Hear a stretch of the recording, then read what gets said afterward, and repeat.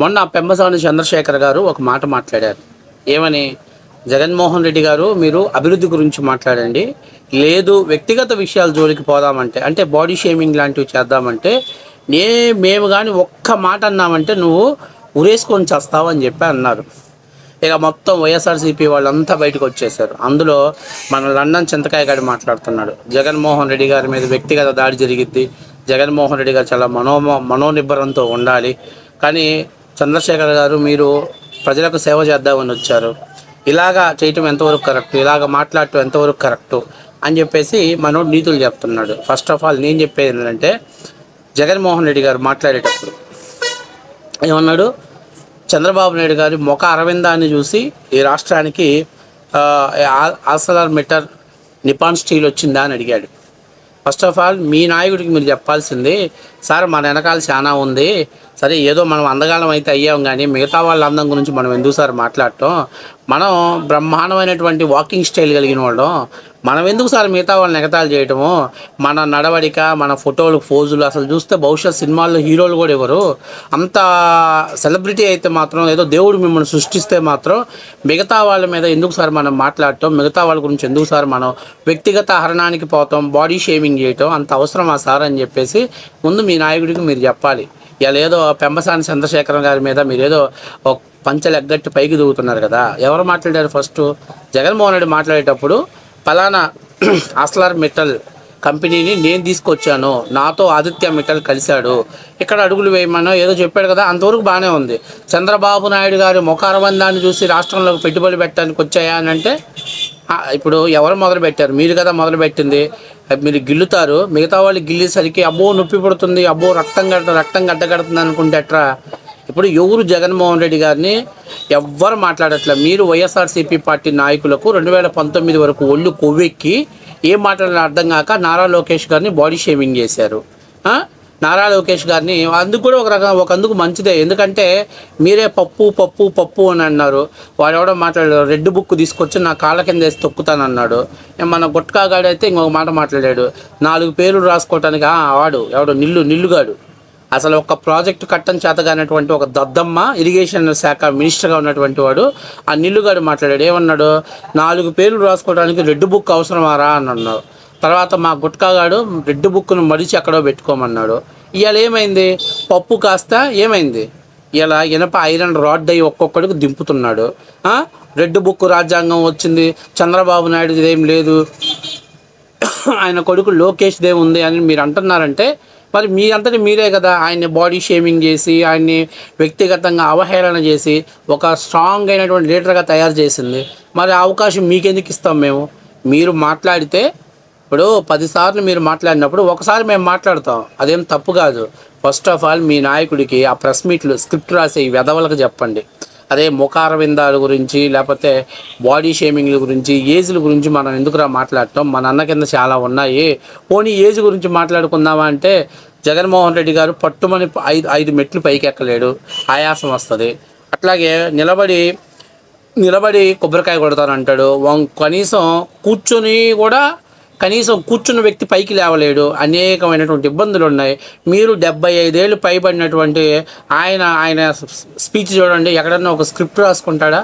ఎంత అనర్గళంగా మాట్లాడతాడో. ఐఏఎస్లు మీరు ప్రెస్ మీట్లు చూడండి, ఆయన ఎదురుగా ఐఏఎస్లు ఉంటారు, ప్రెస్ వాళ్ళు ఉంటారు, అందరూ క్వశ్చన్స్ అడుగుతాడు, సమాధానం చెప్తాడు. అదే మీ ప్రెస్ మీట్ పెడితే అవతల వ్యక్తులు ఎవరున్నారు, ఎవరు క్వశ్చన్లు అడుగుతున్నారు, ఎవరన్నా ఉన్నారా లేరా, పద్దాకలు పేజీలు తీసి చిన్నపిల్లాడు కానీ 10th క్లాస్ ఎగ్జామ్ రాసినట్టు పేజీలు తిప్పి చదువుతూ ఉంటాడు. మనకే ఇన్ని బొక్కలు ఉన్నాయి, మన అన్న చరిత్ర ఇంత బొక్క, మళ్ళీ దీన్ని తగ్గట్టు మీ ముఖ అరవిందాలు చూడండి, లేకపోతే లోకేష్ పప్పు ఇలాంటి మాటలు మాట్లాడినప్పుడు తిరిగి కౌంటర్లు ఇస్తారు. ఇచ్చినప్పుడు బలాలి. మీరు అవతల వ్యక్తుల మీద కౌంటర్లు వేసేటప్పుడు ఎంత ఉత్సాహం ఉంటుందో, తిరిగి వాళ్ళు మన మీద కౌంటర్లు వేసినప్పుడు కూడా పడాలి. అన్నని వ్యక్తిగత హరణాన్ని చేయబోతున్నారు, అన్న మానసిక స్థైర్యాన్ని దెబ్బతీయబోతున్నారు. ఈ చింతకాయగాడు మామూలుగా కాదు, ఈ చింతకాయగాడు బాత్రూమ్లు గడుగుతారు, ఈ పగల కళ్ళగంటూ ఉంటాడు. ఫస్ట్ ఆఫ్ ఆల్ నేను చెప్పేది అంటారు, చింతకాయ ఫస్ట్ మీ నాయకులు చెప్పండి, ముందు మీరు పద్ధతి మార్చుకొని తర్వాత మా దగ్గర రండి. మీరు మీ ఇష్టాసారంగా వాగితే 2019 లాగా ఏదో మేమేదో మీరు మాట్లాడారే ప్రజలు చూసుకుంటారులే అని సమాధానాలు ఏమి ఉండవు. మేము 2019 ముందు వరకు కూడా మహాత్మా గాంధీ సిద్ధాంతాన్ని పాటించాం, ఇప్పుడు అది లేదు. ఇప్పుడు ఒక చెంప చూపిస్తే రెండో చెంప కూడా వాయించే స్టేజ్లోకి వచ్చాం. కాబట్టి నేను చెప్పేది ఏంటంటే, అన్నకే అన్ని బొక్కలు ఉన్నాయి, అన్నకే అన్ని మైనస్లు ఉన్నాయి. అన్న ఇంట్లో సరిగ్గా వసతులు లేవు, ఇంట్లో ఉన్న ఆడవాళ్ళు సరిగ్గా అన్నకు సపోర్టుగా లేరు. కాబట్టి మనకే చాలా బొక్క ఉంది. కాబట్టి మనకు ఎందుకురా ఈ ఎన్ని వ్యక్తిగత విషయాలు జోలికి పోవటం, వ్యక్తిగత విషయాల గురించి మాట్లాడటం. లక్ష్మీ పార్వతిని పెట్టి మీరు ప్రెస్ మీట్లు పెట్టారు, ఆమె చేత గంటలు మాట్లాడిచ్చారు. లక్ష్మీ పార్వతి అన్న జగన్మోహన్ రెడ్డి గారికి ఏలు విడిచిన మేనత్త. ఎందుకు ఉంచారు మీరు, పార్టీలో కొనసాగించారు? ఆ హార్మోని పెట్టని అవసరమైనప్పుడల్లా తీసుకొచ్చి చంద్రబాబు నాయుడు గారి మీద నా మొగుడు ఎన్టీఆర్కి ఎన్నుపోటు పొడిచారు, నా మొగుడు ఎన్టీఆర్కి ఎన్నుపోటు పొడిచారు అని చెప్పి దాని చేత హార్మోని పెట్టే తీగలు అరిగిపోయేలా ఎందుకు వాయిస్తున్నారు? ఇవాళ ఆస్తులు పంపకాలు జరపక ఆయన సొంత చెల్లెలు బయటకు వచ్చి జగన్మోహన్ రెడ్డి నాకు మోసం చేశాడు, మా నాన్న చంపినటువంటి వ్యక్తులకు జగన్మోహన్ రెడ్డి ప్రొటెక్షన్ ఇస్తున్నారని వాళ్ళ సొంత చెల్లెలు మాట్లాడుతుంటే అది చంద్రబాబు నాయుడు కంటగట్టే కంటే ఏంది జగన్మోహన్ రెడ్డి గారు మరి షర్మిలాకి ఇస్తారన్న ఆస్తులు ఎంతవరకు ఇచ్చావు? అవి ఎంతవరకు కరెక్ట్ అని మీరు కరెక్ట్ చేసుకోవాలి. కానీ మీ ఇంట్లో ఈగల మూత పెట్టుకొని ఎదుటోటి ఇళ్ళ మీద బురద చల్లే కార్యక్రమాన్ని మీరు చేస్తే ఏం ఉపయోగం చెప్పు? కాబట్టి నేను చెప్పేది ఏంటంటే, నేను పెంబసాని చంద్రశేఖర్ మీలాగా, అంటే ఆయనకి భారతదేశంలో రిచెస్ట్ ఎంపీ, ఆయన మీద ఒక లీగల్ కేసు లేదు, ఒక మనీ లాండరింగ్ కేసు లేదు, ఎటువంటి లేదు, క్లీన్ అండ్ గ్రీన్ అంటే క్లీన్ పర్సన్.